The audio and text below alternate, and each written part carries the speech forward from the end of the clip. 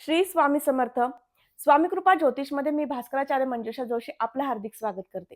आज आपण समजून घेणार आहोत कर्क राशीच्या जातकांना संपूर्ण फेब्रुवारी हा महिना कसा राहणार आहे. राशी कुंडलीनुसार माहिती घेत आहोत. जन्मलग्न कुंडलीनुसार नक्कीच या माहितीमध्ये उपासनेमध्ये थोडीशी बदल होऊ शकतो, परिवर्तन होऊ शकतो. तुम्हाला तुमची जन्मलग्न कुंडली तपासून घ्यायची असेल, नक्की मला संपर्क करा. त्यासाठी मी माझा संपर्क क्रमांक दिलेला आहे. राशी कुंडलीनुसार माहिती घेतोय. प्रथम लग्नस्थानापासून माहिती घेऊयात. लग्नस्थानाचे अधिपती चंद्रदेव जे 2.25 दिवसाने परिवर्तित होतात. तसा तुमचा मूड बदलत राहतो. तुमचा स्वभाव हा थोडासा लहरी, हळवा आणि मायाळू आहे. त्यामुळे तुम्हाला सातत्याने तुमचे मूड बदलत राहतात आणि ते समोरच्याला प्रकर्षाने जाणवून येतात. परंतु या महिन्यामध्ये तुमच्या स्वभावामध्ये आत्मविश्वास मोठ्या स्वरूपात जाणवणार आहे. त्याचं कारण म्हणजे तुमच्या सप्तम स्थानातनं रविदेवांचं गोचर आहे आणि ते 12 फेब्रुवारीपर्यंत राहील. तुम्हाला कुठल्याही गोष्टीतली मीटिंग्स प्लॅन करायची आहेत. महत्त्वाचं ॲग्रीमेंट साइन करायचं आहे. एखाद्या कामाचं नियोजन सुरू करायचं आहे. ते काम तुम्हाला सुरू करायचे, हाती घ्यायचंय. या सगळ्यासाठी 12 फेब्रुवारीपर्यंतचा कालावधी अतिशय उत्तम आहे. कारण रविदेव तुम्हाला साथ सोबत करतील आणि तुमचं कार्य उत्तमरित्या पूर्ण करून देतील.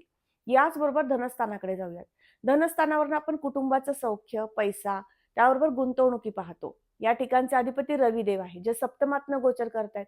त्यामुळे वडिलोपार्जित प्रॉपर्टी संदर्भातील एखादी कोर्ट केस सुरू असेल, तर त्यामध्ये सुद्धा निश्चित यश प्राप्त करून देण्यासाठी हा महिना आहे. याचबरोबर या महिन्यामध्ये कुटुंबात एक कलह, वाद काही जर सुरू असतील, तर ते सुद्धा संपुष्टात येण्यासाठी उत्तम कालावधी आहे. धनस्थानाचे अधिपती केंद्रातनं जेव्हा गोचर करतात, त्यावेळेस तुम्हाला विशिष्ट फळ हेच देतात, की तुम्हाला तुमच्या कुटुंबाचं सौख्य प्राप्त होतं. धन, वाणी, नेत्र, पैसा या सगळ्या गोष्टी आपण धनस्थानावरून जेव्हा पाहतो, त्यावेळेस याचं सुख विशेष प्रमाणात तुम्हाला सप्तमात आलेले रवी महाराज देत असतात. त्यामुळे हा महिना या सगळ्यासाठी उत्तम आहे. तृतीय स्थानाकडे जाऊयात. भावंडांचं सौख्य तुम्हाला कसं मिळेल? तरी कन्या रास आणि बुधदेवांचं गोचर हे मकरेतनं 11 फेब्रुवारीपर्यंत होईल. म्हणजे सप्तम स्थानातनं बुधदेवांचं गोचर होणार आहे. रवी बुधाचा आदित्य योग हा 11 फेब्रुवारीपर्यंत होईल आणि तदनंतर 12 फेब्रुवारीपासनं बुधदेवांचं गोचर हे अष्टमातनं होण्यास सुरुवात होईल. म्हणजेच तुम्हाला विशिष्ट फळ प्राप्त होईल ते भावंडांचं सौख्य, मोठ्या खाणी प्रवासाचे योग आणि त्या प्रवासातनं मोठे लाभ असे उत्तम ग्रहस्थिती तुम्हाला निर्माण करून देत आहेत बुधदेव आणि रविदेव. याचबरोबर या ठिकाणी आहेत केतुदेव. केतुदेव काय करतात? केतुदेव प्रत्येक कार्यातनं तुम्हाला विभक्त करण्याचा प्रयत्न करतात. मग ते नातं असू दे, रिलेशनशिप असू दे, या सगळ्यातनं थोडंसं अंतर निर्माण करून देण्याचं काम करतात. परंतु यातनं परिवर्तन हवं असेल तर कुठली उपासना करायची ते आपण व्हिडिओच्या शेवटी पाहणार आहोत. चतुर्थ स्थानाकडे जाऊयात. चौथ्या घरावरनं आपण वाहन वास्तूचं सौख्य आणि मातृसौख्य पाहतो. मातृसौख्याच्या दृष्टीने या ठिकाणी येणारी तुळ रास आणि शुक्रदेवांचे गोचर उचित न होतंय. त्यामुळे मातृसौख्य उत्तम मिळेल. पूर्ण कार्य तुम्ही हाती घेणार आहात या महिन्यामध्ये आणि त्यासाठी तुम्हाला सगळ्यांचं सहकार्य सुद्धा लाभणार आहे. हे विशेष फळ शुक्रदेव तुम्हाला देतील. वास्तू आणि वाहन खरेदीसाठी सुद्धा शुक्र उच्चीचे आहेत. त्यामुळे तुम्हाला विशेष फळ प्राप्त करून देऊ शकतात. पंचम स्थानावर आपण शिक्षण, संतती आणि प्रेम पाहतो. 5व्या घराचे अधिपती मंगळदेव ज्यांचं गोचर मिथुनेतनं व्ययस्थानातनं होतंय. शिक्षणानिमित्त परदेशात, परराज्यात जाण्याचे योग या महिन्यात आहेत. स्पर्धा परीक्षा तुम्ही देत असाल, तर तुमच्यासाठी अभ्यासासाठी सुद्धा हा महिना उत्तम आहे. व्ययस्थानातनं जेव्हा मंगळदेव गोचर करतात, त्यावेळेस तुम्हाला तुमच्या अभ्यासामधील एकाग्रता वाढवतात, एकसंगता वाढवतात, सातत्य ठेवण्यासाठी प्रवृत्त करतात. हे शुभ फळ देतात आणि अशुभ फळ असं देतात, की तुम्हाला तुमचं काम नियोजित पद्धतीने न झाल्यास चिडचिड निर्माण करून देतात. म्हणजे शिक्षणाच्या दृष्टीने हा योग नक्कीच होऊ शकतो, हा त्रास होऊ शकतो. त्यासाठी आपण उपासना पाहणार आहोत. याचबरोबर कॉमर्स, सायन्स आणि शिक्षण घेणाऱ्या वर्गाला अतिशय उत्तम आहे. एखादं कला क्षेत्रातलं काम तुम्ही सुरू करताय ॲज अ टीचर म्हणून, तर तुमच्यासाठी सुद्धा अतिशय उत्तम कालावधी या महिन्यात सुरुवात होत आहे. संतती योगासंदर्भात विचार केला तर हा महिना संतती सौख्याचा सुद्धा आहे. षष्ठ स्थानाकडे जाऊयात. 6व्या घरावरनं आपण रोग आणि हितशत्रू पाहतो. रोगाच्या दृष्टीने विचार केला तर या ठिकाणी गुरुदेवांची रास आहे. गुरुदेवांचं गोचर वृषभेतनं लाभातनं होतंय. त्यामुळे मोठ्या आरोग्याच्या तक्रारी निश्चित नाहीयेत, परंतु तब्येत सुलावणं, पोटाचे विकार उद्भवणं किंवा पोटामध्ये इन्फेक्शन होणं, एखादा आहारात पदार्थ वेगळा आलाय आणि त्याचा तुम्हाला त्रास झालाय, अशा काहीशा गोष्टी घडू शकतात. म्हणून विशेष काळजी तुमच्या खाण्यापिण्यावरती नियंत्रण, व्यायाम आणि योग्य आहार या 2 गोष्टी तुम्हाला या महिन्यात सांभाळायच्या आहेत. याचबरोबर शत्रुपीडा तुम्हाला या महिन्यात कुठल्याही प्रकारची जाणवत नाही. सप्तम स्थानाकडे जाऊया. 7व्या घरावरून आपण जोडीदाराचं सौख्य पाहतो. 7व्या घराचे अधिपती शनी महाराज जे अष्टमातनं गोचर करतायत.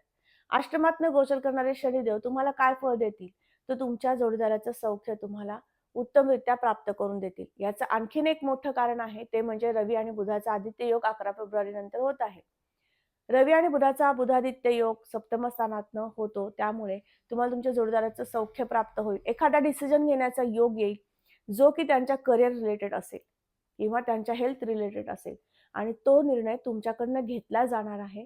म्हणून हा महिना त्यासाठी उत्तम म्हणता येईल. अष्टमस्थान हे संशोधक वृत्ती दर्शवतं, अचानक लाभप्राप्ती दर्शवतं. या ठिकाणी शनी महाराज जेव्हा येतात, त्यावेळेस तुमचं संशोधक वृत्ती वाढवतात. गूढ विद्येचे उपासक तुम्हाला बनवतात.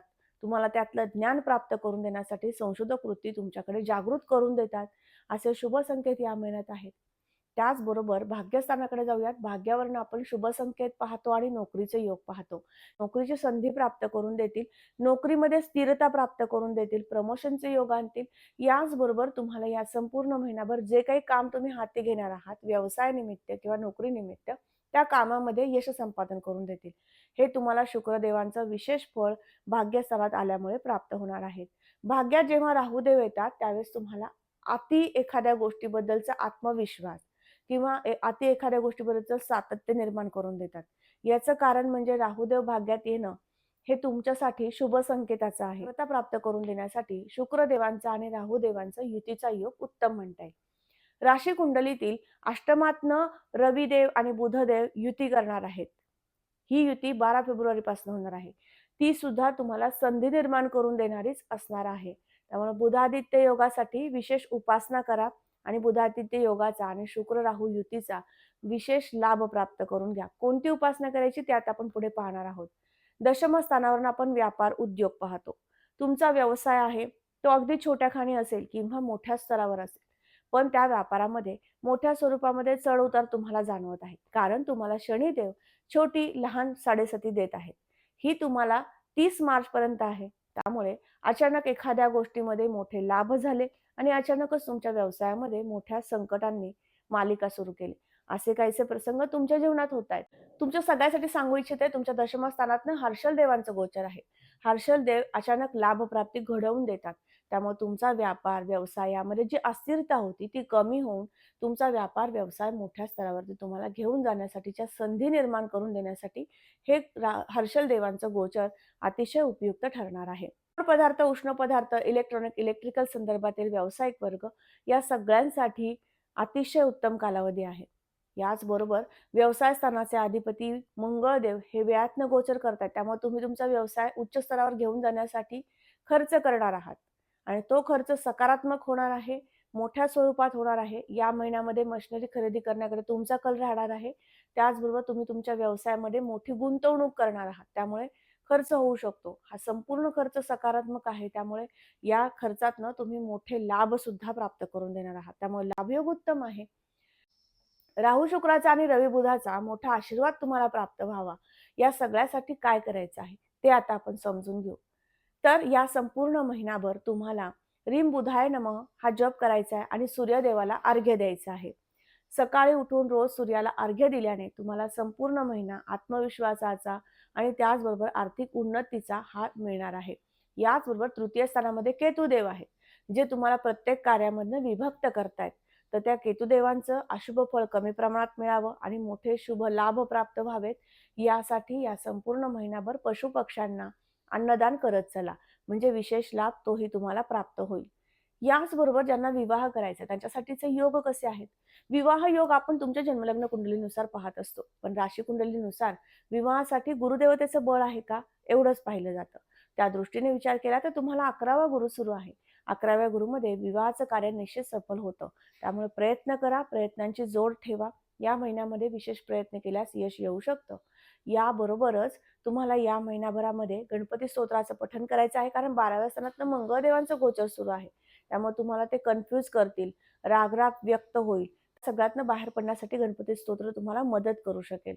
तर आज आपण समजून घेतलं कर्क राशीच्या जातकांना संपूर्ण फेब्रुवारी महिना कसा राहणार आहे. आजचा हा महत्त्वपूर्ण व्हिडिओ तुम्हाला कसा वाटला नक्की मला कमेंट करून सांगा. कमेंटमध्ये श्री स्वामी समर्थ लिहिण्यास अजिबात विसरू नका. तुम्ही आपल्या चॅनलवर नवीन असाल, नक्कीच चॅनलला भेट द्या. चॅनलला सबस्क्राईब करा, बेल आयकॉनला क्लिक करा. पुन्हा भेटणार आहे अशीच महत्त्वपूर्ण माहिती घेऊन. तोपर्यंत मी आपली रजा घेते. श्री स्वामी समर्थ. जय जय स्वामी समर्थ. रामकृष्ण हरी.